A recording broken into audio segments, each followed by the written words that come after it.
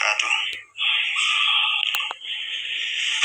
إن الحمد لله نحمده ونستعينه ونستغفره ونعوذ بالله من شرور أنفسنا وسيئات أعمالنا.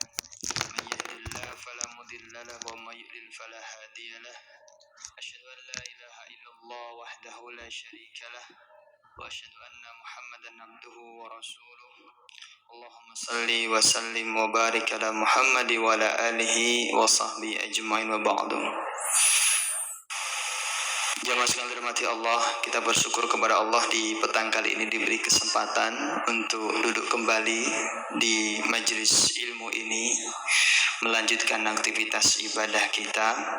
Kita berharap semoga Allah Subhanahu wa Ta'ala berkahi majelis ini, dan apa yang nanti kita bicarakan, ilmu yang kita bahas, Allah jadikan sebagai ilmu yang bermanfaat untuk kita sekalian, sehingga bisa kita amalkan untuk jadi bekal kita kelak menghadap Allah Subhanahu wa Ta'ala. Kita berharap kepada Allah Subhanahu wa Ta'ala, semoga Allah memberikan kepada kita, menuntun kita sekalian untuk senantiasa bisa menjaga lisan, berkata-kata senantiasa yang baik, bukan hanya sekedar baik tapi juga benar dan bermanfaat. Seperti apa yang akan saya sampaikan pada petang kali ini, kaitannya dengan bahayanya seseorang apabila tidak bisa menjaga lisannya, atau dalam kajian seringkali disebut afatul lisan, ya, kesalahan-kesalahan yang diakibatkan karena kurang bisa menjaga lisan. Kenapa demikian harus kita perhatikan? Jamaah sekalian dirahmati Allah, kita tahu bahwa untuk mengetahui kualitas dari seseorang itu, kita bisa simak dari perkataannya. Apakah perkataannya yang keluar dari lisannya adalah perkataan yang baik dan bermanfaat, ataukah tidak?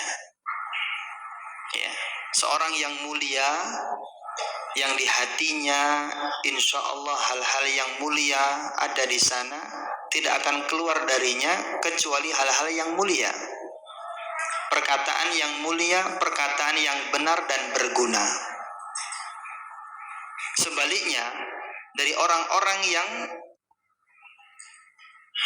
kurang bisa menjaga perkataannya, seringkali keluar kata-kata yang kotor. Kita tahu sebuah perumpamaan teko, kalau isi tekonya kopi, dikeluarkan keluarnya kopi. Kalau di dalamnya bening, maka keluarnya juga bening. Kalau di dalamnya mohon maaf comberan, maka akan keluar juga apa? Comberan. Seperti itu, Pak. Ya. Kenapa kok dalam perkataan orang-orang yang mulia, perkataan orang-orang yang bijak, itu senantiasa keluar perkataan-perkataan yang syarat akan hikmah dan makna, karena memang di dalam hati mereka seperti itu. Ya, sulit sekali mencari apa yang kemudian dari lisan mereka keluar kata-kata yang tak berguna, yang kotor, apalagi ya, yang jorok, bau comberan, tidak mungkin. Ya. Begitu pentingnya kita menjaga nikmat Allah Subhanahu wa Ta'ala yang kecil ini. Ini kecil, Pak, lisan ini kecil. Tapi walaupun kecil ini bebas ini. Kalau tidak bisa dijaga, kalau tidak bisa dipegang, bisa bahaya. Makanya sahabat kita Ibnu Abbas radhiyallahu an menasihatkan kepada kita, kul khairan tagnam awiskut an syarrin taslam wa ila fa'lam annaka satandam. Ini nasihat yang sangat berguna buat kita, ya. Katakanlah yang baik maka engkau akan beruntung, atau mendingan kita diam. Kalau kita diam dari berkata buruk, maka kita akan selamat. Tapi kalau tidak, kata beliau, maka kita akan menyesal. Demikian pentingnya sampai kemudian Allah dan Rasulnya menyebutkan di dalam firman-Nya maupun di dalam sabdanya beliau, nasihat-nasihat yang berkaitan dengan lisan. Allah Subhanahu wa Ta'ala katakan, alam naj'al lahu ainain, wa lisana wa syafatain. Kata Allah Subhanahu wa taala, bukankah aku telah memberikan kepada kalian ainain? Aku jadikan untuk kalian ainain atau kedua mata, wa lisana wa syafatain, dan begitu pula aku berikan kepada kalian lisan dan juga penutupnya yaitu bibir. Jamaah sekalian dirahmati Allah, Allah Subhanahu wa taala berkata di dalam hadis qudsi, diriwayatkan dari Al-Hafidz Ibnu Asyakir, bahwasanya Allah mengingatkan kepada kita dan memanggil kita sebagai anak Adam. Ya benar Adam, qad an'amtu 'alaika mimma ni'aman 'idhaman. Telah aku nikmatkan kepada kalian, telah aku berikan kepada kalian nikmat yang banyak, nikmat yang besar. La tusa'daduha. Kita nggak bisa menghitung adatnya atau tidak bisa menghitung jumlah daripada nikmat yang Allah Subhanahu wa taala berikan kepada kita. Kemudian Allah katakan, wa anna mimma an'amtu 'alaika an ja'altu laka ainain. Dan di antara nikmat-nikmat yang aku berikan kepada engkau, bahwa aku telah memberimu dua mata. Dua mata ini kata Allah, tandur bihima, engkau melihat dengan kedua mata tersebut, wa ja'altu lahuma ghita'an, dan aku juga memberikan kepada kedua matamu tersebut dua kelopak mata untuk menutup. Maka nasihat untuk mata ini, Bapak Ibu jamaah sekalian yang dirahmati Allah, Allah perintahkan kepada kita, fandur bi'ainaika ma ahlaltu laka. Maka lihatlah dengan kedua matamu itu sesuatu yang memang aku sudah halalkan. Wa in ra'aita, dan apabila engkau melihat mimma haramtu 'alaika fa'atbik 'alaihima ghita'ahuma. Dan apabila engkau melihat sesuatu yang sudah aku haramkan atas kalian, maka hendaklah engkau menutup mata itu dengan kedua tutupnya. Ini kaitannya dengan mata jamaah sekalian. Dan ini juga termasuk nikmat yang besar. Kemudian Allah Subhanahu wa taala menyinggung kaitannya dengan lisan kita. Kata Allah, wa ja'altu laka lisanan, dan aku telah memberi kepada engkau lisan. Wa ja'altu lahu ghilafan, dan aku juga telah memberinya ghilaf, penutup, yaitu bibir ini. Fantik bima amartuka wa uhilluka ala wa uhillu laka, dan berbicaralah dengan apa yang memang sudah aku perintahkan dan memang sudah aku halalkan. Fa in uridu 'alaika ma haramtu 'alaika fa aghliq 'alaika lisana.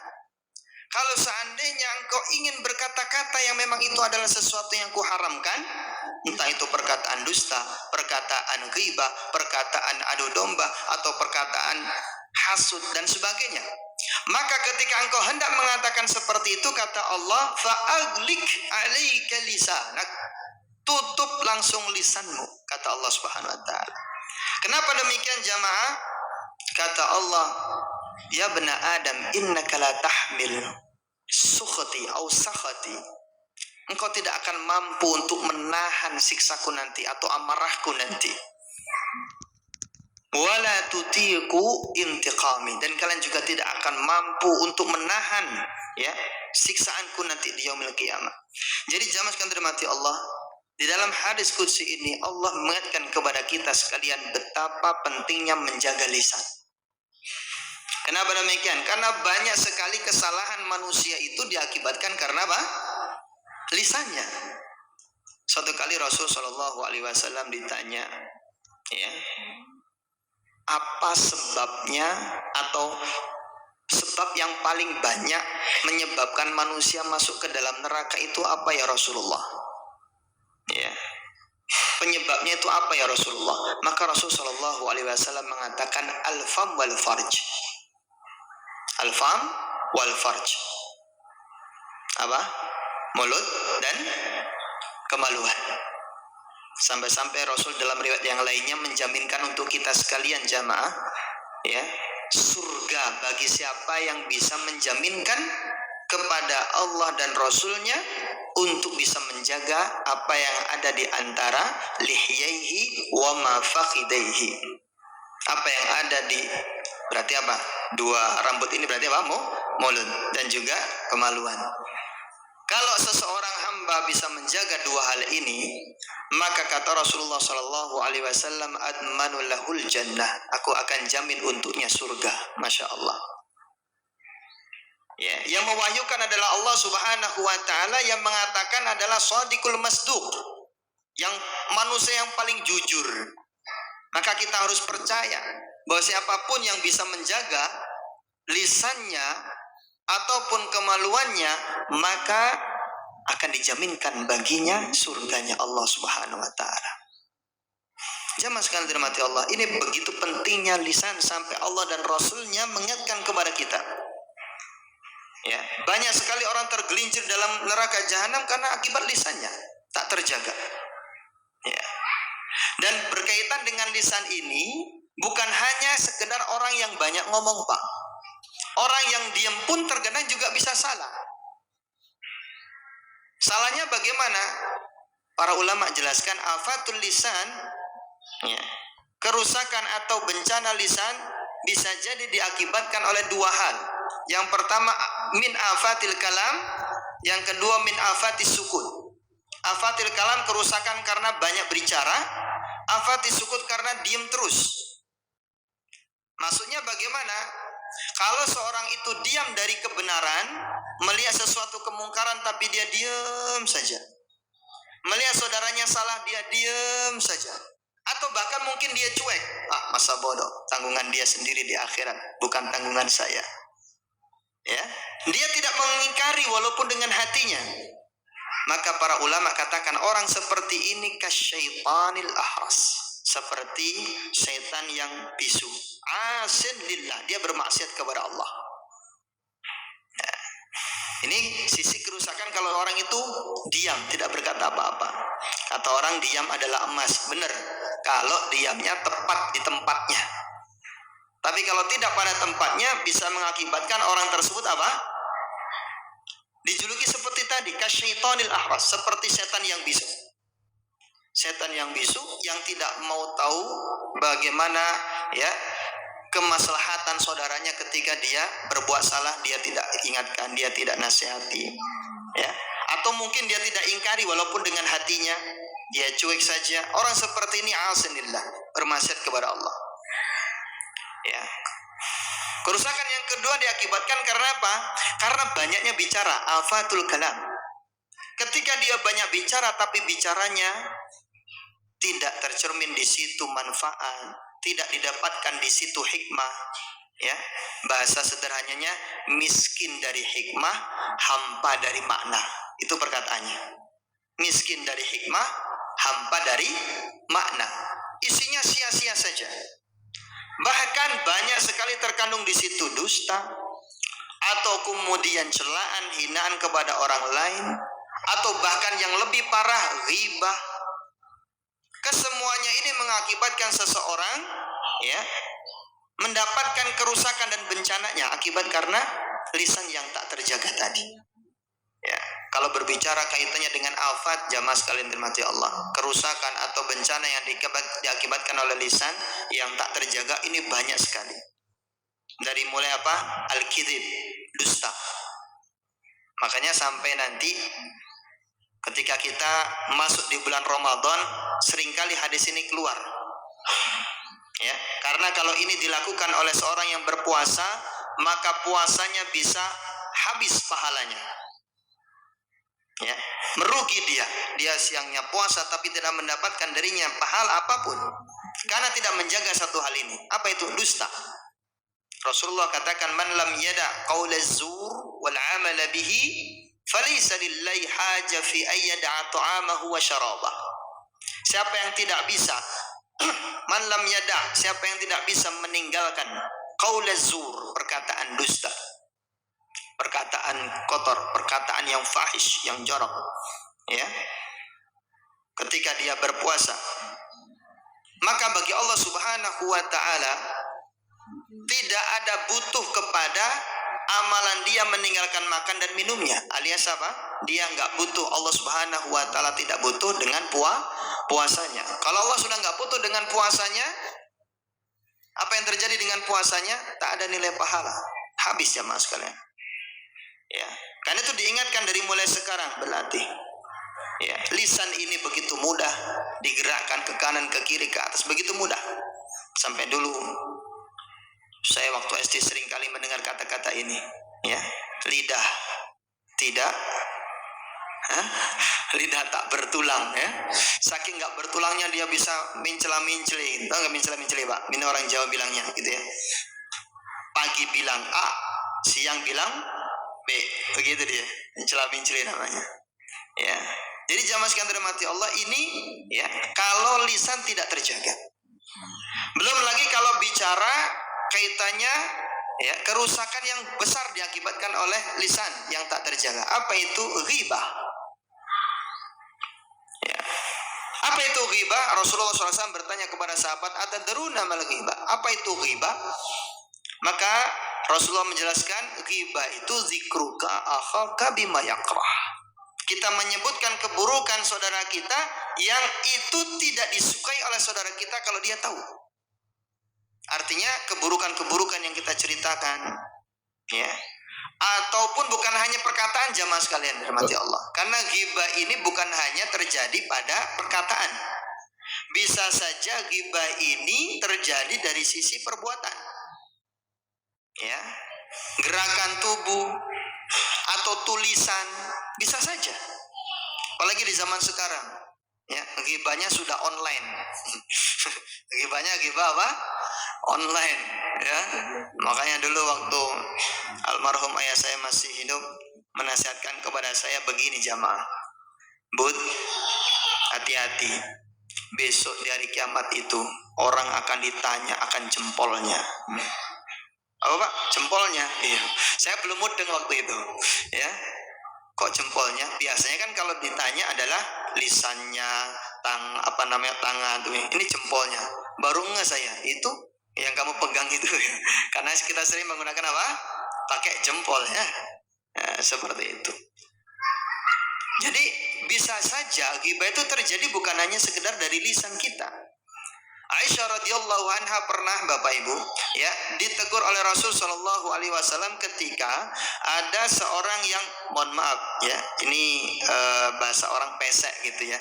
Dan Aisyah bertanya kepada Rasulullah, ya Rasulullah, mana itu orang yang sambil menunjuk begini, menunjuk hidungnya. Maka Nabi mengatakan, wahai Aisyah, engkau telah apa? Melakukan ghibah. Artinya apa? Dia walaupun tidak berbicara tapi sudah ngomongin orang berupa apa?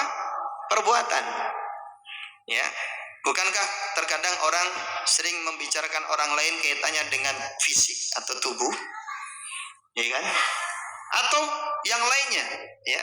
Entah itu kaitannya dengan kekurangan seseorang dari sisi fisiknya, kekurangan seseorang dari sisi pakaiannya, kekurangan seseorang dari sisi kendaraan, rumahnya dan sebagainya. Ini bisa jadi bahasan-bahasan ghibah di dalamnya. Karena itu hati-hati jamaah sekalian dirahmati Allah. Ya. Sampai-sampai Allah Subhanahu wa taala mengingatkan kepada kita hal-hal yang bisa merusak amalan. Yaitu apa? Seringkali menyebut atau menyakiti hati orang lain. Ya ayyuhalladzina amanu la tubtilu shadaqatikum bil manni wal adha. Ini juga akibat lisan yang enggak terjaga. Wahai orang-orang yang beriman, janganlah engkau batalkan ya sedekah kalian. Maksudnya sedekah di sini adalah amal kebaikan, ketaatan, ibadah, salat, tilawah, zikir dan sebagainya. Jangan kalian batalkan nilai-nilai pahala di dalam amalan-amalanmu tersebut dengan apa? Kata Allah, bil manni, dengan engkau suka menyebut-nyebut. Kembali lagi lisan. Ya. Dengan engkau suka menyebut amalanmu itu tersebut, maka itu akan merusak amal-amalmu, akan menghapus nilai pahala amal-amalmu. Ini yang pertama. Ya, suka menyebut-nyebut apa? Amalan. Yang kedua, wal adha, menyakiti orang lain. Ini juga merusak. Ya. Pahala-pahala kebaikan kita bisa rusak jamaah sekalian dirahmati Allah. Habis, hangus, tak berbekas. Akibat apa? Menyakiti orang lain. Dan kalau kaitannya ini sudah dengan orang lain sampai menyakiti orang lain, ingat-ingatlah apa yang disampaikan oleh Rasulullah, sebuah hadis yang mengerikan sekali kalau kita betul-betul sadari dan tadabburi hadis ini. Sehingga jamaah sekalian, kita betul-betul menjaga yang namanya lisan. Ya.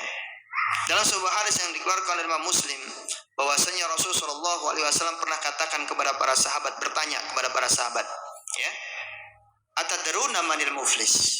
Siapa itu orang yang muflis? Apa muflis, Pak? Bangkrut. Siapa itu orang yang bangkrut? Para sahabat menjawab, al-muflisu fina man la dirhama lahu wa la mata'. Orang-orang yang bangkrut di antara kami ya Rasulullah adalah orang-orang yang tidak memiliki harta dan mata'. Tidak memiliki emas, tidak memiliki harta, tidak memiliki rupiah, tidak memiliki dolar dan sebagainya. Itu orang yang bangkrut ya Rasulullah. Kata Nabi, bukan. Yang bangkrut itu al-muflisu fina, yang bangkrut itu di antara kita wahai sahabat, man ya'ti yaumal qiyamah bi salatin wa siyamin wa zakah wa hajj. Siapa yang nanti datang pada hari kiamat dengan membawa pahala salatnya, pahala puasanya, pahala zakatnya, namun dia juga kata Nabi waqad syatama hada wa qadafa hada wa akala mala hada wa safaka dama hada wa daraba hada. Benar dia membawa pahala salatnya, benar dia membawa pahala puasanya di yaumil qiyamah, pahala-pahala kebaikan yang lainnya dia bawa kepada Allah Subhanahu wa taala pada hari kiamat. Akan tetapi ketika hidup di dunia, dia juga melakukan hal yang buruk kaitannya dengan lisannya. Apa itu? Kata Rasul waqad syatama hada. Tapi dia juga mencela orang ini, dia menghina orang ini, dia menuduh orang ini, dia mengambil atau memakan harta orang ini dengan batil. Bahkan dia menumpahkan darah yang ini, bahkan dia juga memukul orang ini.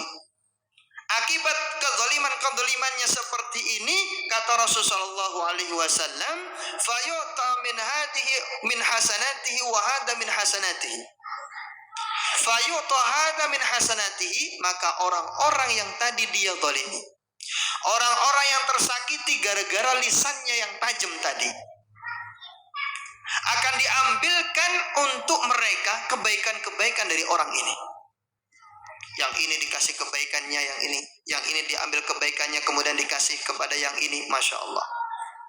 Setelah habis, fa'in faniyat hasanatuhu, kalau seandainya kebaikan-kebaikan yang selama dia lakukan di dunia habis untuk membayar kezaliman gara-gara lisan dan perbuatannya,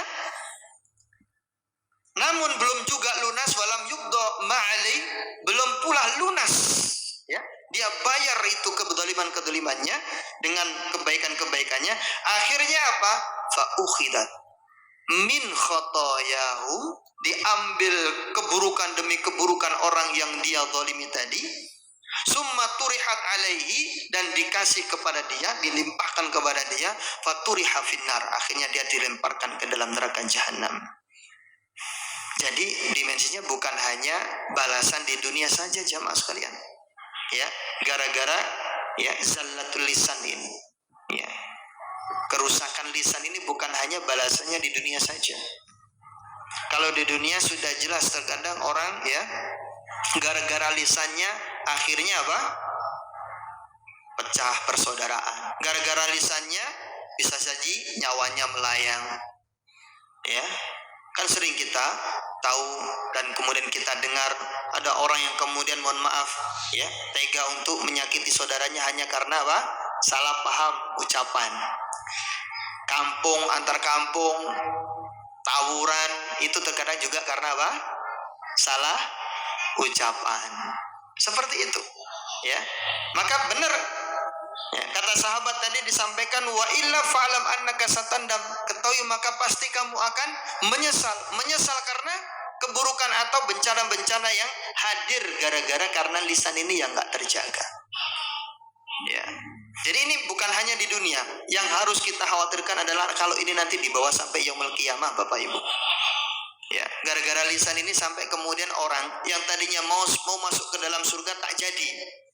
Karena ada orang yang merasa dizalimi, minta pertanggungjawaban di akhirat gara-gara apa?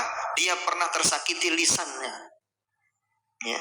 Lisan dari orang ini kemudian menyakiti dia dan akhirnya minta pertanggungjawaban di hadapan Allah Subhanahu wa taala. Ini yang harus kita wanti-wanti, harus kita sadari. Ya. Ini buat pelajaran kita. Ya. Maka jamaah sekalian dirahmati Allah, Rasulullah Shallallahu Alaihi Wasallam banyak sekali menasihatkan kepada kita berkaitan dengan apa? Lisan ini. Sebuah kata, sebuah kalimat, walaupun itu hanya katakanlah remeh, perkataan yang sedikit, perkataan yang pendek. Akan tetapi kalau itu kemudian kita tidak sadari bahwa ternyata itu adalah perkataan yang bisa menggelincirkan kita ke dalam neraka jahanam, maka itu bisa jadi terjadi. Bisa saja terjadi. Kata Rasulullah, wa innal abda la yatakallam bil kalimah. Seorang hamba berkata dengan kalimat, ya, kalimat yang remeh, ma yatabayyanu fihima, ma yatabayyanu fiha. Tidak, bukan perkataan yang panjang atau perkataan yang berat, enggak, perkataan yang remeh. Tapi cukup menjadikan dia apa? Yuzallu ilan nar. Dia tergelincir di dalam neraka jahanam, ab'adu mimma bainal masyriq wal maghrib. Cukup perkataan yang remeh tadi itu akhirnya menyebabkan dia tergelincir ke dalam neraka jahanam yang dalamnya itu kata Rasulullah mimma bainal masyriq wal maghrib. Jaraknya antara timur dan barat. Masya Allah. Jadi hanya karena apa? Perkataan remeh. Tapi banyak orang yang gak sadar ternyata perkataan remeh itu mengakibatkan dia apa? Tergelincir ke dalam neraka jahanam. Ya. Perkataan yang remeh misalkan, ya. Ini semoga kita bukan termasuk di dalamnya. Ya. Termasuk perkataan yang remeh adalah yang sering dikatakan oleh orang-orang yang punya ciri khas apa? Ciri orang yang negatif, ya, ciri orang yang negatif biasanya orang yang suka mengeluh, ya, ketika bangun tidur. Ini contoh aja, contoh ketika bangun tidur nih jamaah sekalian, sudah bangun tidur kemudian badan apa, bahasa orangnya badan remek kabeh ini. Ini perkataan apa? Remeh nggak ini? Jamaah paham nggak remek, Pak? Remek itu pokoknya nggak enak lah. Tuh badan nggak enak banget ini. Ini hal remeh. Akan tetapi ternyata itu mengandung apa? Mengandung keluhan yang itu dilarang. Kenapa dilarang? Jamaah sekalian dirahmati Allah. Saat kita terbangun, itu nikmat bukan? Itu nikmat. Ketika orang itu terbangun dari tidurnya, itu nikmat. Makanya harusnya ketika bangun, apa yang harus diucapkan? Syukur. Bukan kemudian bangun terus kemudian apa? Berkeluh kesah seperti itu. Belum lagi kemudian ketika sudah bangun berkeluh kesah akhirnya dia menguap.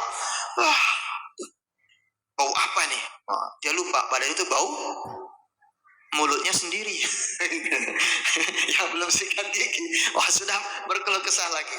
Belum lagi ketika dia bangun menuju kamar mandi, ya, karena kamar mandinya di situ ada yang pakai juga, sudah mencela lagi. Awas, jangan banyak-banyak pakai air, ya, mahal air. Ya, listrik naik. Oh, sudah berkeluh kesah lagi. Ya, sudah begitu dia masuk kamar mandi. Dia ngelihat ternyata samponya habis. Aduh, sampo habis lagi, ngeluh lagi. Keluar dari kamar mandi, berangkat kerja, baru keluar jalan, akhirnya ngelihat apa? Macet. Macet lagi. Ini perkataan remeh aja mas kalian. Ya. Tapi ini semua keluh kesah. Ya. Belum lagi kemudian lagi macet dia ngelihat ada di sampingnya pakai mobil cakep, pakai mobil yang bagus. Alah, mobil cicilan aja. Menghina orang, mobil cicilan aja. Nah itu ya. Atau kalau dia ngelihat mobil yang buruk, aduh, astagfirullah, kasian banget tuh orang. Mobil jelek ngapain dipakai lah, ngina lagi. Orang yang pakai mobil bagus dicela, orang yang pakai mobil jelek juga tak luput dari lisannya. isinya lisannya adalah keluhan, hinaan, cacian. Masya Allah. Ini sesuatu yang remeh, akan tetapi seringkali orang tak sadar bahwa itu yang menyebabkan dirinya jatuh di dalam kesalahan. Ya. Belum lagi kalau ada orang berkata seperti ini, perkataan-perkataan yang sering diucapkan, ya. Dan ini merupakan zalatul lisan. Apa itu? Orang-orang yang kategorinya orang yang dangkal. Dangkal artinya seringkali, ya, ciri khasnya adalah senantiasa berkata kaitannya dengan dirinya, maksudnya mengunggul-unggulkan dirinya. Ya. Senantiasa membesar-besarkan dirinya, hartanya, jabatannya, prestasinya dan sebagainya. Kalau ketemu orang gitu ya, gimana nak, ranking berapa? Oh, saya ranking 4 bu. Saya ranking 4 pak. Oh, belajar yang bagus ya, nanti seperti anak saya, ranking 1. Ranking 1. Lihat, dia mengatakan apa? Anak saya. Ya. Sudah hafal berapa juz pak? Oh, alhamdulillah saya hafal 2 juz. Teruskan pak, saya aja yang sudah 12 juz tetap semangat. Ya, saya lagi ya. Begitu. Ketemu orang lagi, misalkan apa? Pak, sudah haji berapa kali? Oh, alhamdulillah saya sudah haji 1 kali. Minta sama Allah dong, doa minta sama Allah biar bisa haji 5 kali seperti saya. Wah, saya lagi. Kalau ada dulu itu apa, yang tukang bubur naik haji bilangnya apa? Haji 2 kali gitu ya. Haji 2 kali ini. Selalu mengatakan saya dan saya. Ya. Hal yang seperti ini itu tadi yang dikatakan oleh Allah. Ya ayyuhalladzina amanu la tubtilu shadaqatikum bil manni. Ini dia suka menyebut-nyebut. Makanya semua amalan orang yang seperti ini habis angus. Ya, rusak amalannya. Tak berbekas. Ya. Karena itu jamaah sekalian dirahmati Allah, ini pelajaran yang ringan tetapi seringkali dilalaikan. Makanya kalau orang yang beriman itu beda. Kalau orang yang beriman ciri khasnya begini. Ya, dia akan ngecek apa yang dia ucapkan itu apakah mengandung 3B perkataannya. Yang pertama, apakah perkataannya itu baik? Kalau baik maka bolehlah dia untuk dikatakan atau disampaikan. Tapi nggak cukup baik. Yang kedua, B yang kedua harus benar. Selain baik, dia juga harus apa? Benar. Ya. Benar menurut siapa? Benar menurut Allah dan Rasulnya. Kemudian yang ketiga, selain dia baik, benar, apakah dia berguna? Apakah dia manfaat? Karena terkadang begini, kita tahu ini baik, ini benar, disampaikan, tapi tidak pada tempatnya. Atau kepada orang yang memang belum waktunya dia menerima ilmu tersebut, kita sampaikan juga kepadanya. Akhirnya dia malah bingung. Nah, ini sesuatu yang harus dilihat juga jamaah sekalian. Ya, bil khusus para asatid, pada mubalik dan seterusnya, apabila menyampaikan sesuatu, lihat audiensnya. Apabila dia berhadapan dengan masyarakat yang memang dia mengetahui sendiri bagaimana kemampuan akalnya, bagaimana kemampuan ilmunya, maka dia sampaikan sebagaimana kemampuan mereka. Ya, bukan kemudian pakai bahasa-bahasa yang mohon maaf ya, yang isasi itu ya, yang sulit sekali dipahami ya. Daripada bahasa-bahasa yang melangit tapi nggak bisa dipahami, mendingan bahasa yang sederhana tapi bisa dipahami. Karena itu tadi kualitas perkataan atau kalimat-kalimat yang hendaknya kita sampaikan adalah mengandung 3 hal tadi: baik, benar, dan berguna, manfaat, nyampe. Ya. Makanya orang mukmin senantiasa selektif dengan perkataannya. Sampai-sampai Rasulullah SAW dalam sebuah hadis yang dikeluarkan oleh muttafaq alaih, man kana yu'minu billah wal yaumil akhir. Siapa yang beriman kepada Allah dan juga hari akhir, apa kata Nabi? Falyakul khairan. Maka hendaknya dia berkata baik. Aul yasmut, atau mendingan dia diam. Jadi ketika dia tahu, Imam Hasan al-Basri senantiasa menceritakan bahwa saya ketika mau berkata, saya akan cek Nah, apakah perkataan yang keluar dari lisan saya ini manfaat ataukah tidak? Baik ataukah tidak? Kalau tidak, maka diam terlebih dahulu. Baru kemudian setelah dia memikirkan cocok atau bisa dikeluarkan, maka dia keluarkan. Ya, pandai-pandai kita mensaring sebelum apa yang kita sharing. Nah ini Pak, ya seringkali kita tidak menyaring apa yang kita sharing Pak. Ya, kalau kita deh, ya. Tidak perlu kemudian seorang itu kalau punya aib dia keluarkan, dia sombong-sombongkan, tidak perlu. Ya.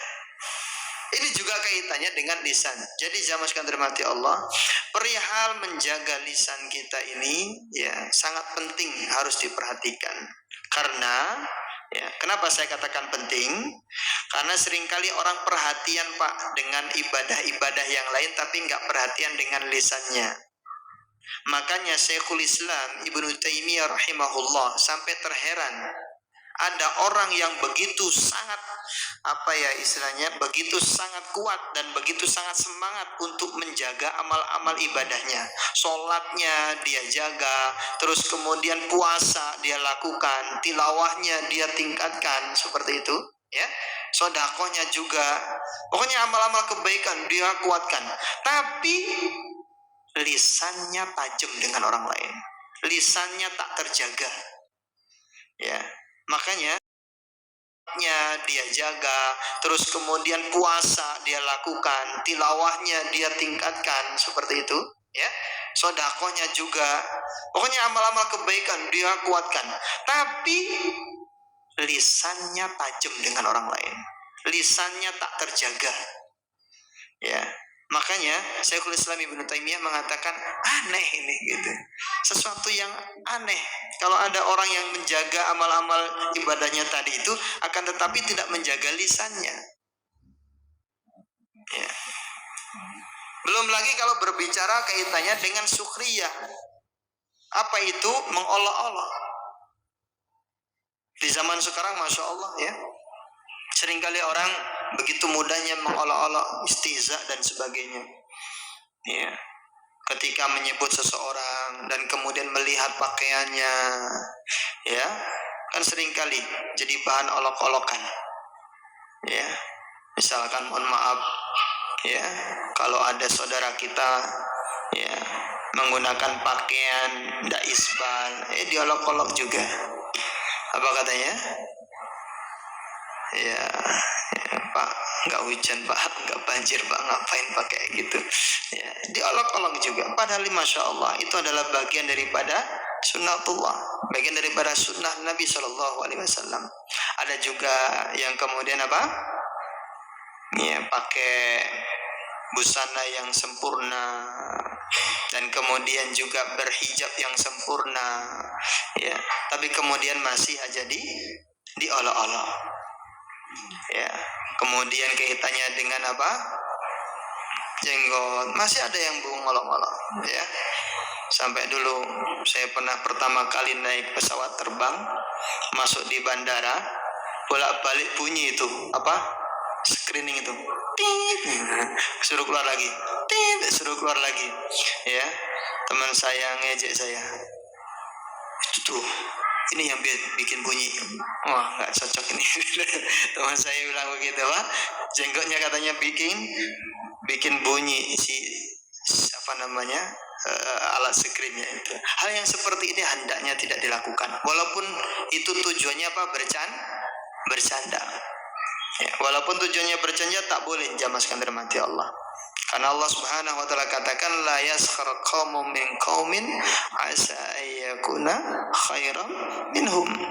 Jadi hendaknya kita ini jauhi yang namanya istiza ya, menghina atau meremehkan orang lain, karena ini kaitannya ird atau kemuliaan. Nah, kalau kita jaga ini semuanya, insya Allah jamaah ya, itu enak, sama orang lain juga enak ya, sama tetangga juga enak. Dan ini juga berlaku ya jamaah yang dirahmati Allah, berlaku buat seluruh manusia.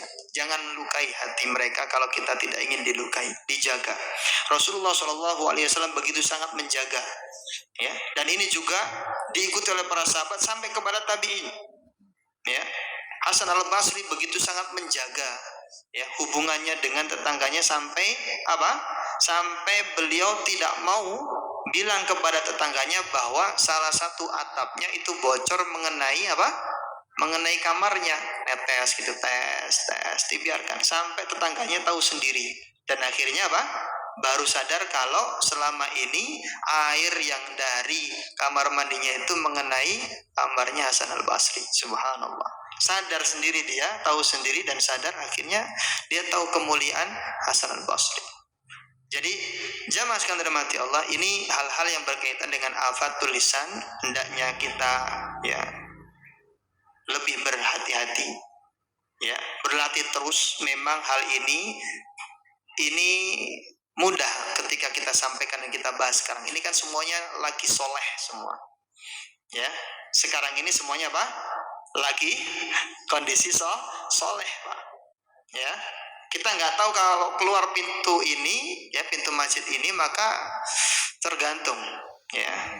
Kalau dikatakan akhlak yang mulia, akhlak yang baik itu betul-betul kalau dia mendapatkan, pertama mungkin ada yang memuji dia atau sesuatu yang tidak mengenakan dia dapatkan, dan bagaimana responnya. Nah, respon itulah akhlak sebenarnya. Kalau sekarang duduk seperti ini, ya kita memperhatikan seperti ini belum kelihatan Pak akhlak aslinya. Akhlak aslinya itu kalau sudah apa? Sudah keluar dan merespon suatu kejadian, entah itu adalah sebuah pujian atau sebuah hal yang tidak mengenakan dirinya, maka keluarlah responnya, kata-katanya seperti apa. Itu dia akhlaknya asli. Itu dia akhlak yang asli. Baik, silakan kalau ada yang ditanyakan.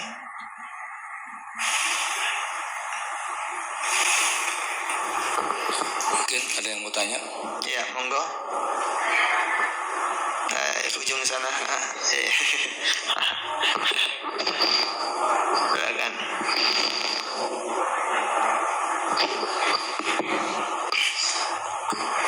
Assalamualaikum warahmatullahi wabarakatuh, Ustaz. Terkait afatul lisan, Ustaz. Ini kan mungkin banyak terjadi juga di yang kita alami. Bagaimana kalau misalnya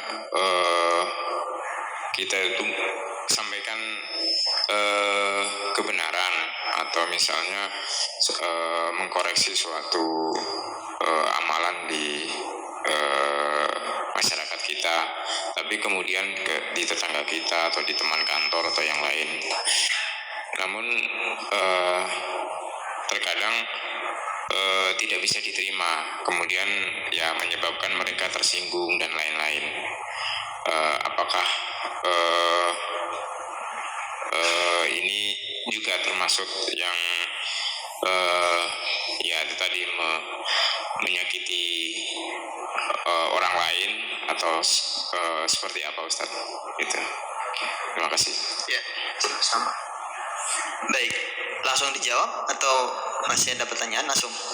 Ya, jamaah sekalian dirahmati Allah, kaitannya kita menasihati seseorang, ya ini juga harus diperhatikan, ya bahwasanya nasihat atau memberikan masukan atau memperbaiki sesuatu tentunya harus ada caranya, ya tidak serta-merta bahwa ketika kita melihat sebuah hal yang salah, ya terus kemudian kita mohon maaf membenarkannya seakan-akan ya itu tidak ada kebaikan.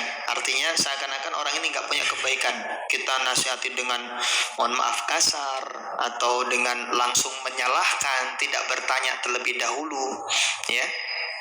Marilah kita contoh bagaimana Rasul Shallallahu Alaihi Wasallam ketika menasihati seorang sahabat atau ya bertabayun akan sesuatu yang dilakukan oleh sahabat, ya. Ini kita contoh ini. Itu suatu ketika bahwa ada sahabat yang habis sholat fajar, itu kemudian dia sholat 2 rakaat, Pak. Habis sholat fajar apa? Habis sholat subuh ya. Dia sholat apa? 2 rakaat. Nah, Rasulullah Shallallahu Alaihi Wasallam melihat dan tahu ini. Ya, maka Nabi bertanya, "Ma hadhihi?" Maksudnya 2 rakaat apa ini yang kau lakukan? Maka sahabat tadi mengatakan bahwa 2 rakaat ini ya Rasulullah adalah 2 rakaat tadi qobliyah belum saya lakukan sekarang ya Rasulullah. Ya, maka kemudian disebutkan di hadis tersebut fasakataan, Nabi kemudian diam. Artinya apa? Bahwa apa yang dilakukan sahabat tersebut tidak salah. Nabi membenarkan. Yang menjadi istimbatnya atau yang menjadi pelajarannya adalah lihatlah bagaimana Nabi Shallallahu Alaihi Wasallam dalam menasihati sahabatnya. Ya, beliau Shallallahu Alaihi Wasallam tidak langsung menyalahkan, tidak langsung menghakimi, tidak, tapi bertanya terlebih dahulu. Ya, bertanya terlebih dahulu. Kalau memang tidak salah maka beliau biarkan.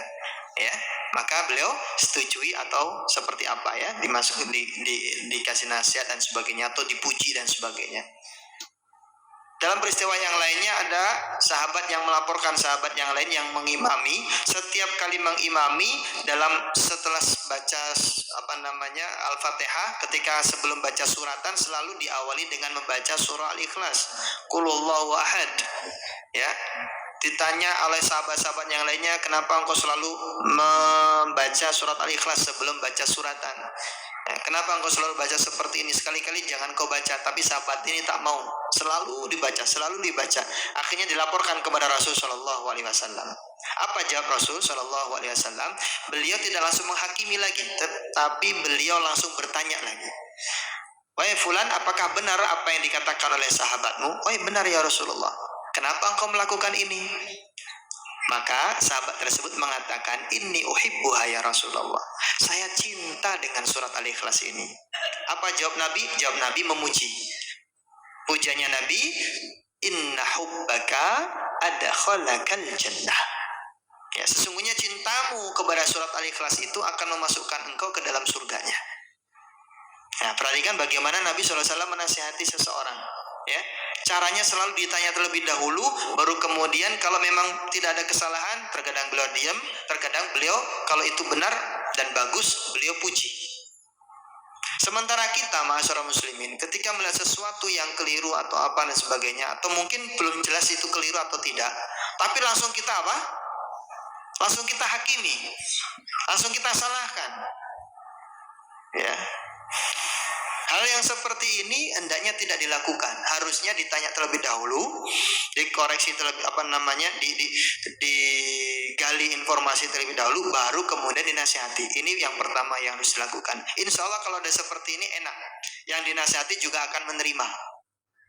Yang kedua, kalaulah memang benar itu sesuatu kesalahan, maka bagaimana kita caranya menasihati ini juga harus penting dilakukan. Ya, harus penting dilakukan. Karena ini menjadi sebuah peringatan. Bahkan dulu Abu Dzar Al-Ghifari pernah sampai kemudian dimarahi oleh Rasul Shallallahu Alaihi Wasallam ketika marah kepada Bilal bin Rabah radhiyallahu anhu.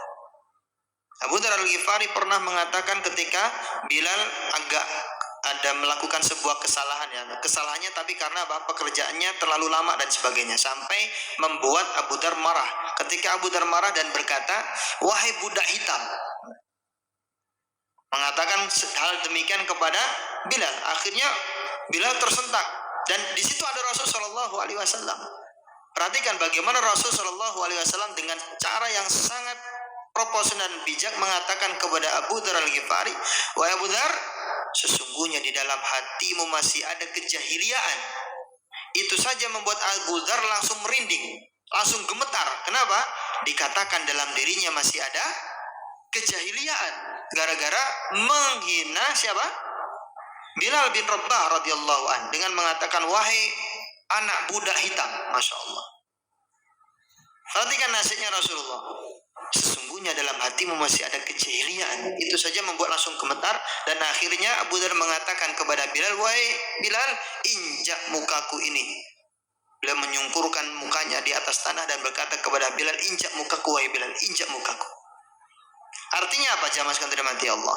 Kalau memang itu sesuatu yang salah, maka Rasulullah SAW katakan itu salah, tapi nasihatnya tidak kemudian membuat orang itu jadi marah. Malah membuat orang itu jadi apa? Langsung tersentak sadar. Oh iya, ini saya salah ini. Seperti itu. Ya. Jadi ketika menasihati sesuatu atau menasihati orang, bagaimana supaya orang tersebut tidak tersulut amarahnya. Ya. Dan ini juga yang penting, bahwa jangan sampai kemudian melihat sisi kebenarannya itu dari pandangan kita sendiri, jamaah sekalian dirahmati Allah. Karena bisa jadi yang kita lihat itu dan kemudian kita nilai ternyata itu adalah kesalahan, bisa jadi itu bukan kesalahan. Ya, ada pendapat yang lain. Dia punya dalil yang lain. Sehingga tidak serta-merta ya kita langsung salahkan dia. Makanya kita tabayun dulu, kita tanya dulu, ada nggak dalilnya mas? Gitu. Ada nggak yang dicontohkan oleh Rasul seperti ini mas? Kalau ada ya sudah kita terima. Ya, walaupun kemudian dia berbeda pandangan dengan kita, bisa jadi pandangannya berbeda karena apa? Pemahamannya berbeda. Dia pakai perkataan si fulan, ulama si fulan, ini pakai ulama si fulan. Jadi jamaah sekalian dirahmati Allah, hendaknya kita perhatian dengan perkara-perkara seperti ini agar apa? Nasihat kita itu nyampe. Ya, bukan kemudian kita nasihat malah membuat rame dan sebagainya, bukan. Ya, seperti itu. Ya, wallahu a'lam bishawab. Monggo Bu. Waalaikumsalam warahmatullahi.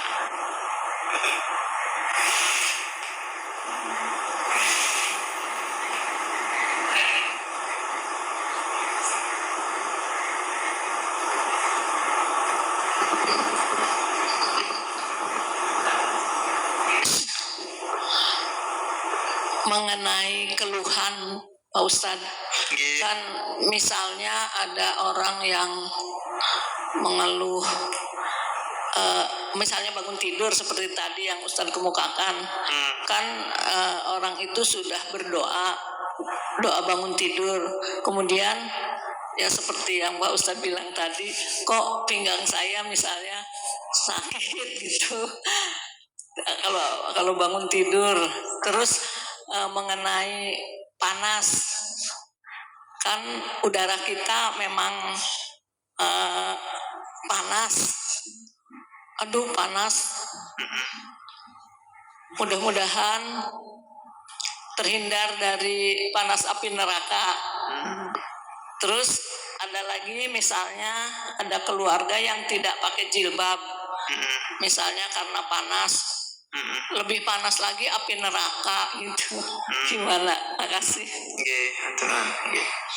Ya, jamaah sekalian dirahmati Allah, yang saya sampaikan tadi contohnya adalah ucapan atau ciri khas perkataan orang-orang yang istilahnya senantiasa negatif ya. Nah, biar ini menjadi positif, maka ya tirulah apa yang seringkali dikatakan oleh orang-orang yang memiliki ciri-ciri orang yang berkualitas, dilihat dari kata-katanya. Nah, kalau kalian seperti tadi, misalkan, artinya gini, orang yang berkualitas perkataannya senantiasa ada mengandung pertama zikir, ya, mengandung zikrullah. Artinya segala apa yang dia katakan selalu nyambungnya itu kepada Allah. Selalu menyambungnya itu kepada ibadah, kepada iman, kepada zikir kepada Allah, ya, ingat kepada Allah, nyebut Allah gitu. Yang kedua, senantiasa perkataannya, cirinya orang yang berkualitas adalah kata-katanya mengandung ilmu dan manfaat. Ya. Yang ketiga, kata-katanya syarat akan hikmah. Syarat akan apa? Hikmah. Sehingga orang yang kalau dekat dengan dia, ngobrol dengan dia, dapatnya itu banyak. Selain ilmu, manfaat, hikmah gitu ya. Dan yang keempat, yang terakhir adalah perkataannya senantiasa orientasinya solusi. Kalaupun ada masalah, dia mikirnya bukan masalahnya, tapi solusinya. Nah, kaitannya dengan pertanyaan tadi, maka kalau dia merasakan, ya Allah, ini udaranya panas sekali nih, maka lindungilah aku dari apa? Panasnya api neraka. Bagus. Ya, itu namanya bukan keluhan, itu namanya apa?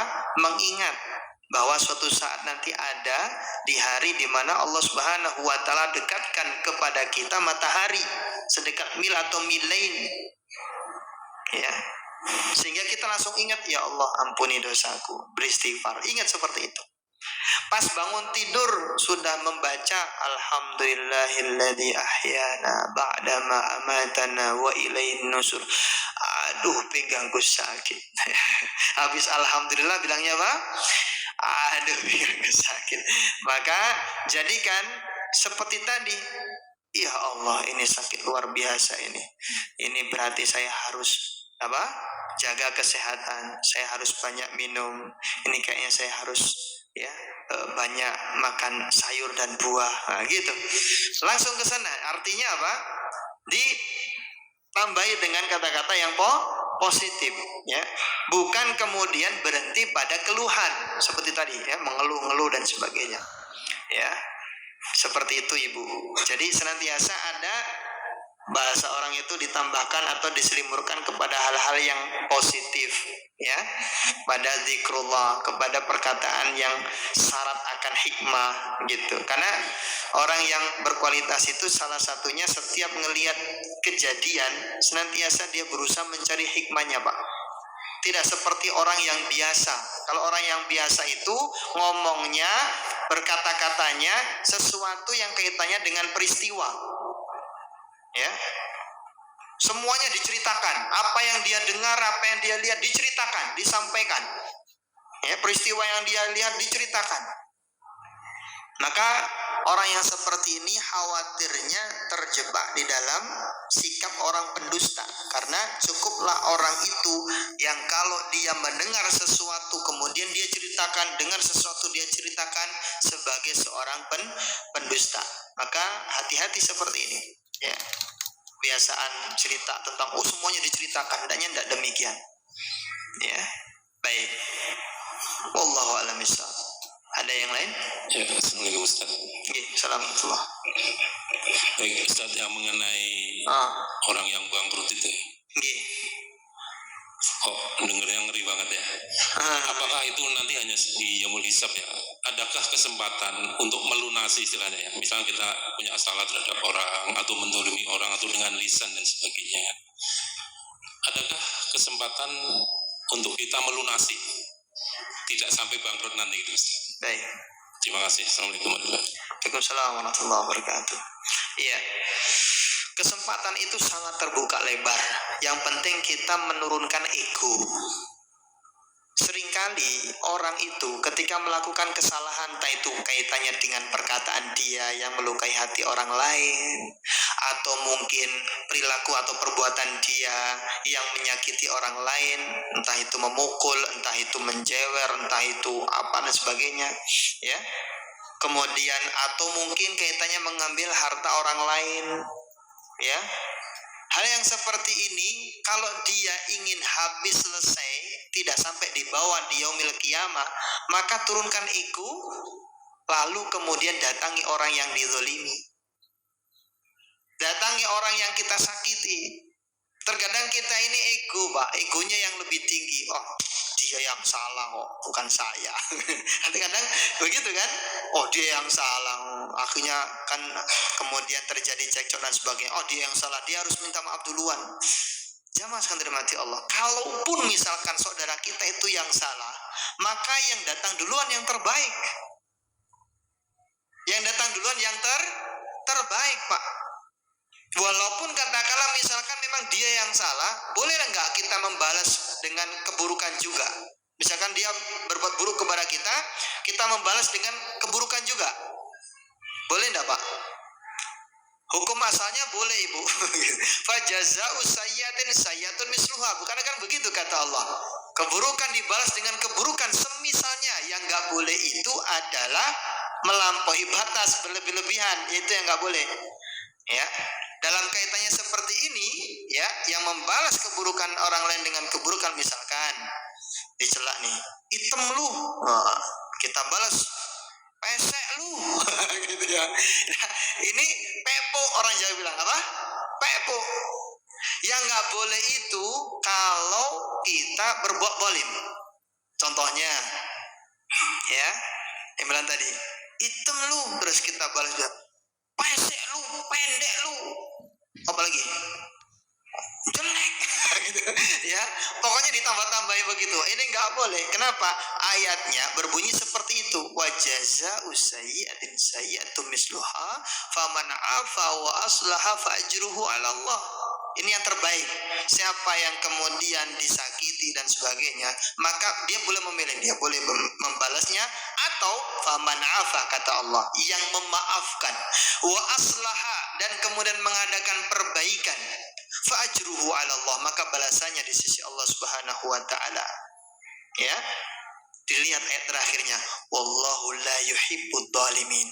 Allah tidak suka dengan orang-orang yang dolim. Maksudnya apa? Yang dolim ini adalah yang melampaui batas, Pak. Disakiti satu, dia balas berapa? 2, 3, dan seterusnya. Dipukul, jeger sekali, dibalas puk. Wah, ini dia yang melampaui batas. Artinya, ya, kita boleh balas, tapi kita jauh lebih baik memaafkan. Nah, seperti ini, Pak. Kita bisa selesaikan perkara ini di dunia dengan cara apa? Turunkan ego, maafkan. Jangankan kok sampai lebaran, kan kita nggak boleh ada masalah dan sebagainya itu nunggu antar deh lebaran aku maaf-maafan ya. Jangan. Kata Rasulullah, kita tidak boleh menghajar saudara kita atau tidak menyapa saudara kita ketika lagi marahan lebih daripada 3 hari. Ya, lebih dari 3 hari nggak boleh, jamaah sekalian dirahmati Allah. La yahilu li muslimin an yahjura akhahu fawqa salas. Tidak boleh seorang muslim itu menghajar saudaranya, tidak menyapa saudaranya ketika terjadi persengketaan, perselisihan sampai melebihi 3 hari, nggak boleh. Apalagi sampai nunggu lebaran. Apalagi sampai di kiamat sana, di hari akhir sana. Ya jelas ini nggak terselesaikan kalau sudah di akhirat, Pak. Isinya nanti di sana hisab. Makanya kalau kepingin diselesaikan, selesaikan di dunia. Selesaikan di mana? Di dunia. Turunkan ego, minta maaf. Ya. Dan ini jamaah sekalian dirahmati Allah, kalau kaitannya kita tahu nih, kita apa eker-ekeran dan sebagainya. Tapi yang mengerikan lagi kalau ghibah. Bukan hanya kita harus minta maaf kepada orang yang kita ghibahi tersebut, tapi kita juga harus mengklirkan, ya, membersihkan nama orang yang kita gibah itu di tempat atau di orang yang memang kita ceritakan keburukan saudara tersebut. Itu harus diselesaikan seperti itu. Bukan hanya cukup selesai minta maaf, belum. Karena orang lain masih beranggapan bahwa orang ini jelek, maka dia harus jelaskan. Kalau enggak, selesaikan nanti di akhirat. Dan hati-hati jamaah, ini rugi sekali. Ya, kaitannya dengan hadis muflis tadi juga bagaimana seorang mengambil harta orang lain. Koruptor. Nah, ini dia. Ngeri sekali. Dia berapa itu ambil hak masyarakat, sebanyak itu pula kalau dia tidak mengembalikan atau tidak minta maaf dan sebagainya. Makanya ngeri ini kalau kaitan dengan korupsi ini. Karena tanggungan jawabnya bukan 1-2 orang. Berapa? Waduh, ngeri, Pak. Emangnya sanggup kebaikan kita membayar itu? Masya Allah. Karena itu diingatkan oleh Rasulullah SAW, jangan jadi orang yang bangkrut. Ya, selesaikan semua perkara di dunia. Kalau kita sudah berusaha dan sebagainya, Allah Maha tahu apa yang sudah kita lakukan, maka kita serahkan kepada Allah apa kekurangan dan sebagainya. Wallahu a'lam bishawab. Cukup? Baik, terima kasih. Ini yang bisa kita bahas di malam hari ini. Semoga kita diberi Allah Subhanahu wa taala kekuatan untuk menjaga lisan. Ya, kekuatan untuk berusaha tidak menyakiti orang lain dengan lisan ini. Dijaga lisannya, ditutup. Kalau misalkan tadi pengen ngojing, pengen ngomong orang lain dan sebagainya, tutup segera. Kalau nggak bisa, segera pindah tempat. Jangan terlena sehingga malah jadi kompor. Naudzubillah min dzalik. Semoga kita bisa mengambil faedah dari apa yang kita kaji. Kita coba sekian, tutup dengan doa kafaratul majlis. Subhanakallahumma bihamdika asyhadu an la ilaha illa anta astaghfiruka wa atubu ilaik. Assalamualaikum warahmatullahi wabarakatuh.